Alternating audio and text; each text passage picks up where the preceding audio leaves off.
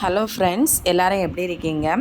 Sunday night friends எல்லாம் சேர்ந்து மகாராஜா படம் பார்க்க போகிறோம் அப்படின்னு சொல்லிட்டு உங்கள்கிட்ட சொல்லியிருந்தேன். படம் பார்க்க போனோம். பிள்ளைங்கெல்லாம் ரொம்ப ஜாலியாக இருந்தாங்க. படமும் நல்லா இருந்துச்சு. எல்லோரும் பார்க்கலாம் இந்த படம் ஃபேமிலியாக போய். ரொம்ப நல்லா இருந்துச்சு. பிள்ளைங்களும் நைட்டு ஒரே ஜாலி தான், தூங்காமல். 10:30க்கு நாங்கள் படம் பார்க்குறதுக்காக வீட்டிலேருந்து கிளம்புனோம்.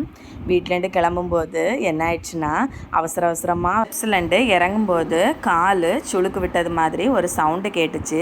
சரி, நானும் கால் ஸ்லிப்பாக தானே செய்யுது அப்படின்னு சொல்லிட்டு ஒரு பெயின் கில்லர் போட்டுட்டு தேட்டருக்கு படம் பார்க்க போனோம். ரொம்ப பெயினாக இருந்துச்சு. ஆனாலும் படம் பார்த்த இதில் அந்த பெயினே மறந்து போயிடுச்சு. மறுநாள் காலையில் பார்க்கும்போது கால் வீக்கம் ஆயிடுச்சு. உடனே வைத்தியர்கிட்ட போய் பார்த்தா அவர் கால் ஃப்ராக்சர் ஆகிருக்கு, ஹாஸ்பிட்டலில் போய் ஸ்கேன் எடுத்துகிட்டு வாருங்க அப்படின்னு சொன்னாங்க. அப்புறமா ஹாஸ்பிட்டலில் போய் எக்ஸ்ரே எடுத்து பார்க்கும்போது ஃப்ராக்சராக இருக்குது அப்படின்னு சொல்லிட்டு கட்டு போட்டு விட்டுட்டாங்க. எனக்கு என்ன பண்ணுறதுனே தெரியல. படம் பார்க்க போனது ஒரு குத்தமா அப்படிங்கிறது மாதிரி ஆயிடுச்சு. பாவம் ஹஸ்பண்டு தான் எல்லா வேலையுமே செய்கிறாங்க. காலையில் ஸ்கூலுக்கு விடுறது, சின்னவனை பார்க்குறது அப்படின்னு சொல்லிட்டு எல்லாமே அவங்க தான் கவனிக்கிறாங்க. எனக்கு ரொம்ப கஷ்டமாக இருக்குது. மத்தியானமும் அவங்க என்ன பண்ணுறது அப்படின்னு சமைக்கிறதுக்கு நான் யோசிப்பேன். ஆனால் அவங்க பலாக்கொட்டை இருந்துச்சு, அதில் சூப்பராக ஒரு சமையல் பண்ணி கொடுத்தாங்க. ரொம்ப டேஸ்ட்டாக இருந்துச்சு.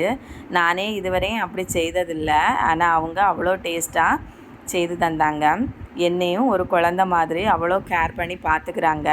அதை பார்க்கும்போது ரொம்ப ஹாப்பியாக இருக்குது. முடியாத போது உங்கள் ஹஸ்பண்ட் கவனிப்பாங்களான்னு கமெண்ட் பண்ணுங்கள்.